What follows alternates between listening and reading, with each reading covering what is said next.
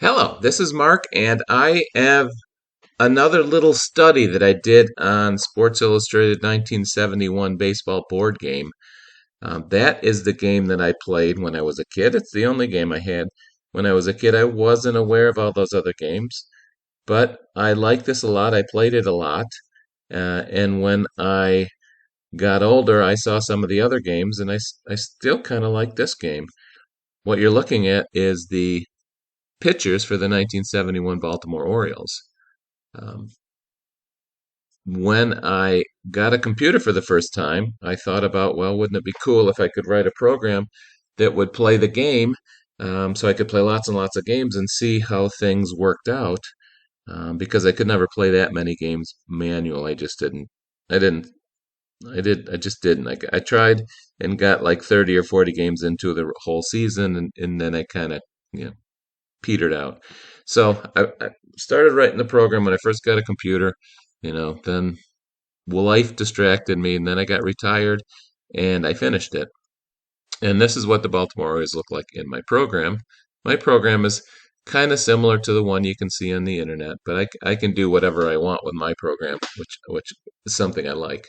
So what I did in my last little study was I looked at the 1971 Pittsburgh Pirates batters. In this little study, I'm going to look at the 1971 Baltimore Orioles pitchers. And I know there's another video out there by Steve Etzel who looked at Jim Palmer in particular and did it, an analysis his way. And my analysis is I'm doing it a little bit differently so you can see what the results are, if they're similar or not similar. So here's how first of all, I want to do something, you know, maybe you'll stay with me, maybe you won't, but one of the things I liked about Sports Illustrated Baseball, and I've never seen it in any other game, is here's a picture of my chart from when I was a kid. So this is what, 71 until now, 50 some years old. A lot of my charts have tape on them and they're crinkled, and they were well used. But down at the bottom of each team chart, 1971 baseball had a little write up of the teams, which I really liked, and I read them a lot because I thought they were interesting and they were fun to read when you're playing the game. So I'm gonna spend the time and read the 1971 Baltimore Orioles one just for the heck of it. So, Sports Illustrated analysis, dot, dot, dot. Assemble a dream team of four 20-game winners, the slickest infield in the game, the league's highest scoring club, and what have you got? The Orioles, that's who. But even though the Orioles showed up in living color, no amount of fine tuning could hide one fact. Even these birds of a feather were getting old together. No need for any of them to retire to a rocking chair, mind you. But there were telltale signs. For example, Brooks Robinson Vacuum Cleaner Company lost a Balt one inning and made 3 errors. Both Brooks and Frank Robinson were slightly slower, and Boog Powell was tormented by injury and slumps. The bullpen was the weakest link, largely because Dick Hall found that his age and the hitters had finally caught up with him. Jim Palmer, Pat Dobson, and Dave McNally were among the top 9 of American League ERA list, all winding up between 2.68 and 2.9. The fourth 20-game winner, Mike Guare, was 3.08. So that's what was written on the bottom of the Orioles, who won the American League that year and lost to the Pirates in the World Series, a very close World Series.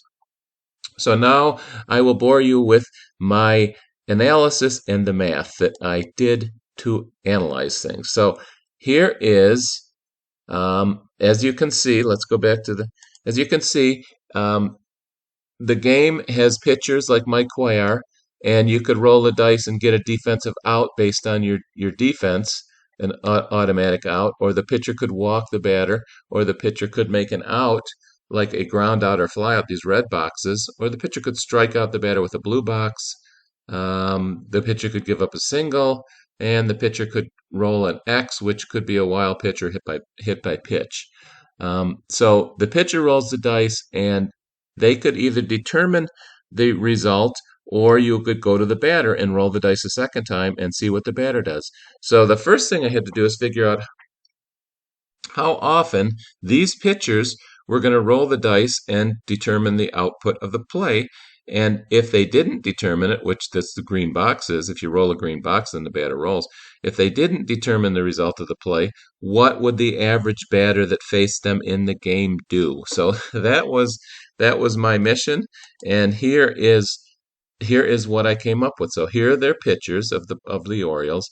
Here's how many dice rolls would have been three dice, six sides. There's 216 possibilities. So 25 of those 216, Mike Cuellar would have made a fly out or a ground out automatically. 14, he would have walked them. One would have been an pitcher's X hit by pitch, and 10 would have been defensive outs. And here I show down here, you can see Hendricks 0, Powell +2, Johnson +3, Johnson +8. Those are the most often started players in the Orioles and their rating at their position. If you add them all up, it's a 45, which means if the pitcher rolls a 12 or a 14, then that's an automatic defensive outstanding out. So that's what this 10 is here. So add up all those numbers, and you'll find out that Mike Cuellar, of the 260 possible dice rolls, would have determined the outcome of the play 50 times. So 50 divided by 216 is 23.15%. So 23.15%, Mike Cuellar would have determined the play. The other percent, 76.85, the batter would have determined the result of the play. So then I said, well, okay, well, who bats against Mike Cuellar in the game? And here's where I did a bunch of work, which may or may not have been really necessary. But I looked at all the batters. Mike Cuellar is a left-handed pitcher, so I looked at all the batters. Here's all the batters on all the other teams, starting with Boston. And I have a program. All my data is in there, and it can pull out how many, what numbers are outs and hits for every single batter versus left and versus right. You can see versus right over on the right. I'll show you versus left what I did. I did the same thing versus left. Baltimore plays the Eastern Division teams 90 games and the Western 72, so I factored that in. So here are all the results of all the players that could have batted against Mike Cuellar, a left-handed pitcher, so that's their versus left numbers. And then here's how many at-bats they had against the left-handed pitcher in 1971. So I went down there and I normalized these 54 dice rolls could have been hits, but he only batted 83 times. So I normalized that, and it comes down to 0.53 and 0.1 for home runs and 1.51 for outs and errors, and then 0.1 for strikeouts on the batter card. So that's normalized against at-bats for AL East teams. So then I went down, these are all the AL East batters. So then I added all these normalized numbers down, and you can see that of the 216 rolls, if they were playing an Eastern Division team, which they played more than Western Division, and based on how many times each batter batted, as you can see, let's go up and look at one that batted a lot.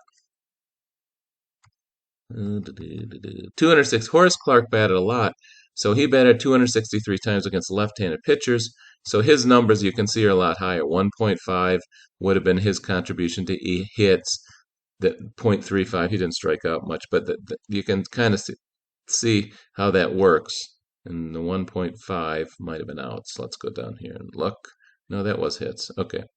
So here's the total of at-bats of AL East batters against left-handed pitchers. So that's the denominator of how I normalized it. And then I normalized it.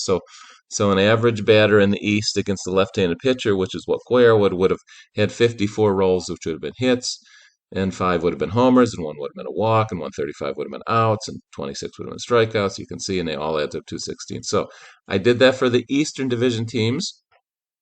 And then I did that for the Western Division teams. So here are the Western Division teams against left-handed pitchers.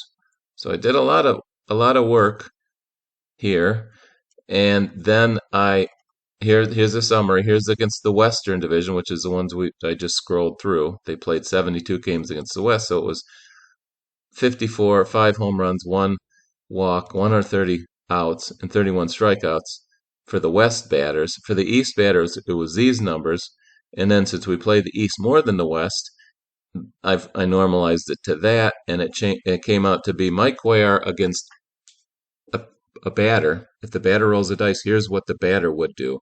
The batter would get a hit 54, the batter would home run 5, the batter would walk 1, the batter would make an out 133, and the batter would strike out 28. So this was a lot of numbers and a lot of data, but it was all in a program, so it wasn't super hard to do. So let me go back to my other tab.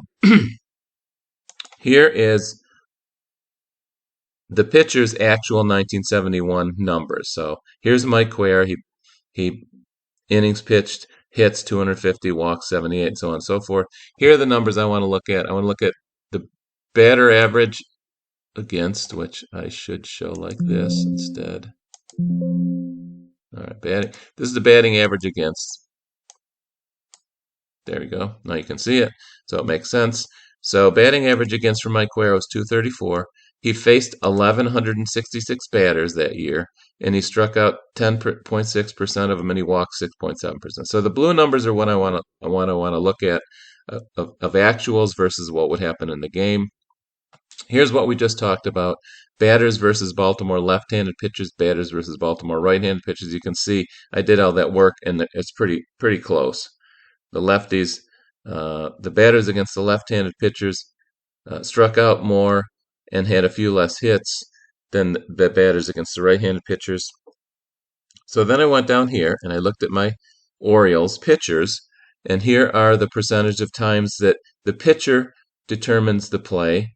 So I had to take these numbers here. Here's the left-handed pitcher here, 54 hits. But that's when the batter rolls the dice.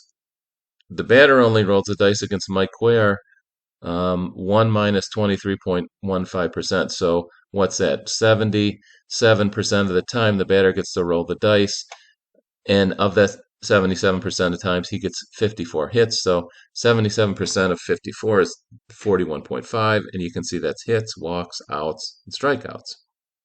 So that's what happens if the batter rolls the dice against Mike Cuellar in the game. This is not this is exactly how the game works. And here's Mike Cuellar. Times he gets to determine the out.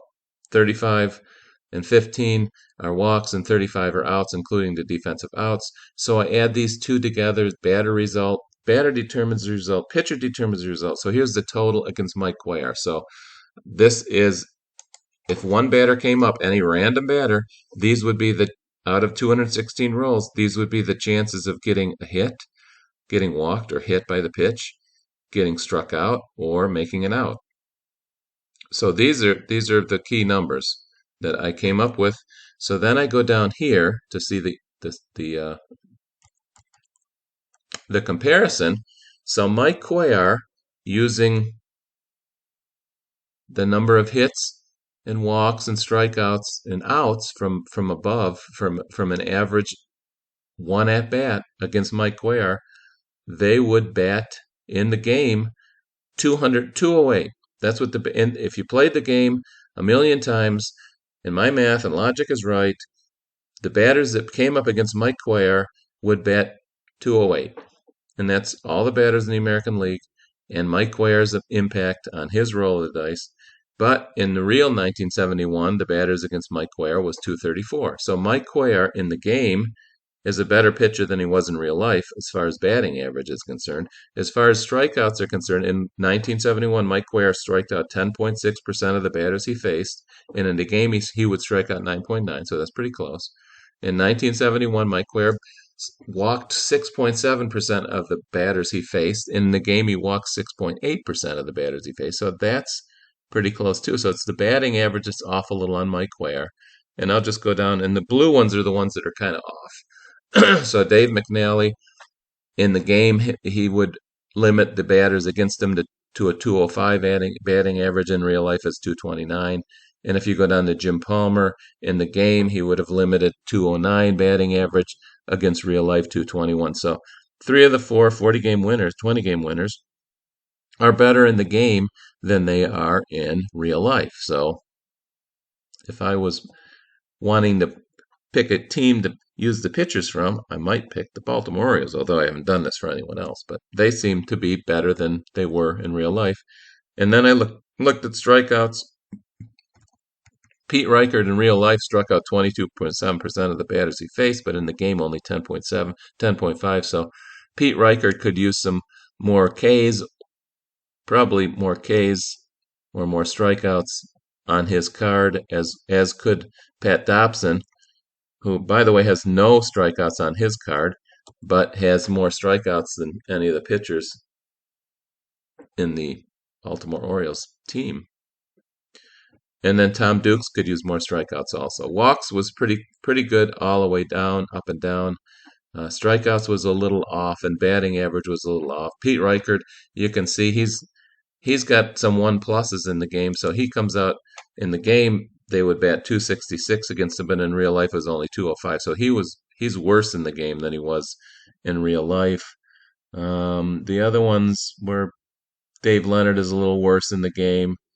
They might have put a few too many 1+s in some of these batters charts. As you can see, here's Dave Leonard's. He's got a couple 1+s. Who else are we talking? Pete Reichert's got some 1+s. So looks like 16 and 17 were 1+s that would have popped those guys a little above in the batting average against. So that is my summary. I would say I don't know what kind of computers they used in 1971 to make these games. But they didn't have personal computers. They had big, huge computers, and then they had mini computers. So I don't know whether they did this all by hand or what, or how they found the data to do it. But they did they did a pretty good job. Sports Illustrated Baseball, I would say, is is fairly accurate. I don't know about all the other baseball games, how accurate they are, but I think there's two things about these games. There's one, they have to really be kind of accurate. The results have to be kind of the same as they were in the real life, and they have to be kind of fun to play and fun to look at. And I like the way this game plays, and I like the way it looks. So I like it. So that is my finishing of my video, and I hope anyone who watched it found it a little bit interesting and not boring. So that's it. Talk to you later. Bye.